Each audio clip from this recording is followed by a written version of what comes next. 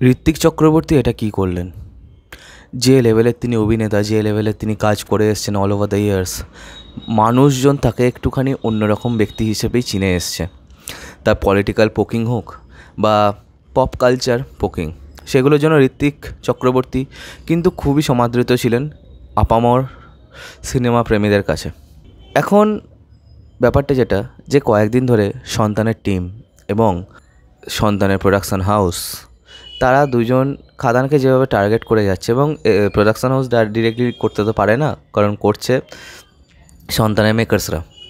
মানে suppose director এবং ডিরেক্টরের স্ত্রী, যিনিতেই সেই সিনেমাতে অভিনয় করেছেন, তো কন্টিনিউয়াসলি সেটা দেখে যাচ্ছে এবং কোথাও না কোথাও দেখে ব্যাপারটা কিন্তু সুস্থ মনে হচ্ছিল না হঠাৎ করে আসা।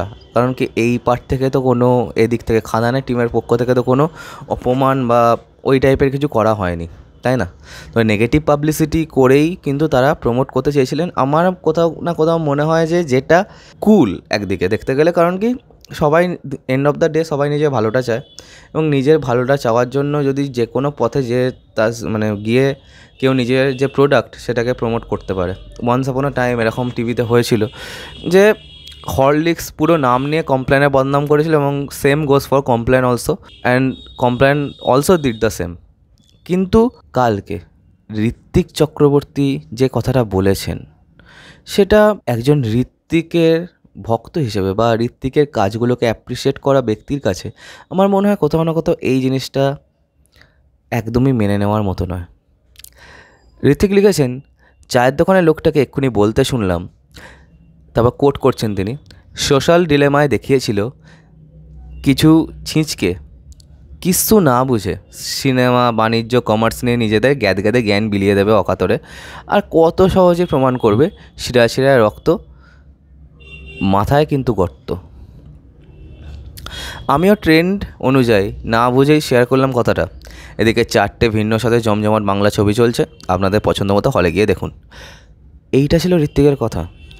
এখানে ডিরেক্টলি তিনি এন্টায়ার যে দেব ফ্যান বেস, তাদেরকে কিন্তু অপমান করেছেন। ফ্যান কালচারটা যে কীরকম হয় সেটা ব্যাপারে তিনি হয়তো অতখানি অবগত ছিলেন না, তবে এই কাজটা করা আমার মনে হয় কোথাও না কোথাও তাঁর অ্যাজ আ ব্যক্তি হিসেবে কখনোই কিন্তু ঠিক হয়নি। এরপরে তিনি লিখছেন, যখন দেব ফ্যানেরা তাকে খুবই অপমান করেছিল এবং খুবই উল্টোপাল্টা কথা বলেছিল, তারপরে তিনি লিখেছেন যে দেওয়াল দেখলে যারা মূত্রত্যাগ করে তারাই কি ফেসবুকে ওয়াল শব্দটাতে, ওয়াল ব্যাপারটাকে আক্ষরিক অর্থে নেয়? যদি একজন প্রফেশনাল হয় কেউ, যদি তার নিজের আর্কের প্রতি তার ভরসা থাকে, তাহলে আমার মনে হয় যে এরকম অ্যাট্যাকস সমস্ত ব্যক্তিকেই করতে হয়। দেবকে অল ওভার দ্য ইয়ার্স যেভাবে অ্যাটাক করা হয়েছে, যেভাবে ট্রোল করা হয়েছে, তার তো মানে ইন্ডাস্ট্রি ছেড়ে পালিয়ে যাওয়া উচিত ছিল। সে কি গেছে? Same goes for Jeet, same goes for Soham, even Hiran, Ankush, তার কথা তো আমরা বলতেই ভুলে যাচ্ছি। যেভাবে 20 মাল বলে তাকে খিল্লি করা হয়েছে, তাতে ইন্ডাস্ট্রি ছেড়ে চলে যাওয়া উচিত ছিল। তাহলে ঋত্বিক কেন এরকম কাজটা করলেন? তিনি কি জানেন না যে ফ্যান কালচার কীরকম হয়? ফ্যান সবসময় যে ঠিক হবে, সবসময় ভুল হবে, সেটার কোনো মানে নেই। একটা ফ্যান মানে কি? ফ্যান মানে হচ্ছে সেই পাগলামিটা, ফ্যান মানে হচ্ছে সেই ক্রেজটা একটা তার হিরোর জন্য। আমি আমার হিরোর জন্য যা খুশি তাই করে ফেলবো, এটাই হচ্ছে আসল একজন ফ্যানের লক্ষণ। আমি নিজে একজন দেবের ভক্ত, এবং আমাকে এখানে খুব মার্জিত ভাষা ব্যবহার করতে হচ্ছে, কারণ আমার এখানে একটা রেসপন্সিবিলিটি আছে।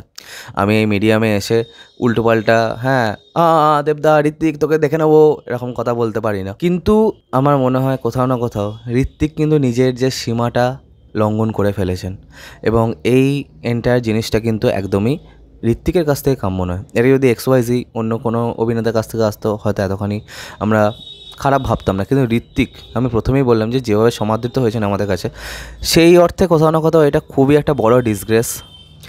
আমি ঋত্বিককে খুব গ্রেসিয়াস ভাবতাম, এবং এটা একটা ডিসগ্রেসফুল কাজ তিনি কিন্তু করেছেন। এবং অন্যদিকে আমি যদি দেখি যে এটা কি আদৌ ঋত্বিকের কাজ, নাকি কারো ইনস্টিগেশনের মাধ্যমে ঋত্বিক করেছেন? যদি ঋত্বিকের নিজস্ব কাজ হয়ে থাকে তাহলে কিছু বলার নেই, কিন্তু যদি কারো ইনস্টিগেশনে হয়, তাহলে তো কোথায় যাচ্ছি আমরা as a human being? Cinema প্রেমী ওসব তো বাদই দাও। আমি প্রথমেই বললাম যে যদি কেউ কোনো নেগেটিভ পাবলিসিটির ভরসায় নিজের সিনেমাকে প্রমোট করতে চায়, দেন ইটস ওকে। বাট সিনেমাটাকে বলো না, তাই না? তুমি কেন একটা ফ্যান যারা তাদের ভক্তকে ভালোবাসে তাদের কথা টানছো? এটা তো ঠিক না।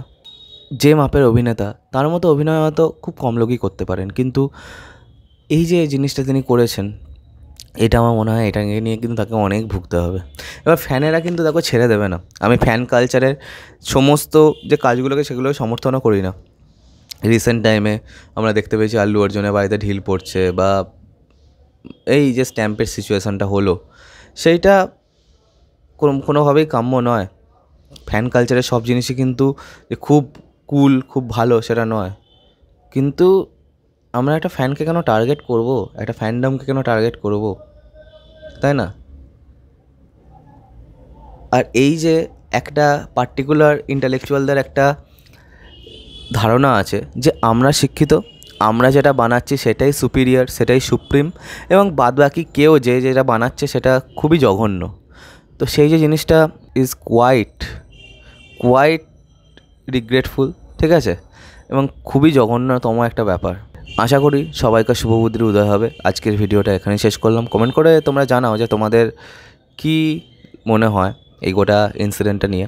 আর আমি ভিডিওটা বানাতে অনেক লেট করলাম, তার জন্য আমার মনে হয় না যে কিছু বলার দরকার আছে। কারণ কি, আমার মনে হয় যে এই যে ব্যাপারটা যেটা হয়েছে, আমি ভেবেছিলাম যে এটাকে নিয়ে ভিডিও বানাবো না, ঠিক আছে, কিন্তু তারপর নিজের ভেতর থেকে কীরকম একটা মনে হলো যে না, ঋত্বিককে তো আমি খুব ভালোবাসতাম, তাহলে নিজের ভালোবাসার মানুষ যদি এভাবে বিট্রে করে, সেটা তো মানা যায় না। তো চলো, ভিডিওটা এখানে শেষ করলাম। ভাট বকা এখানে বন্ধ হলো।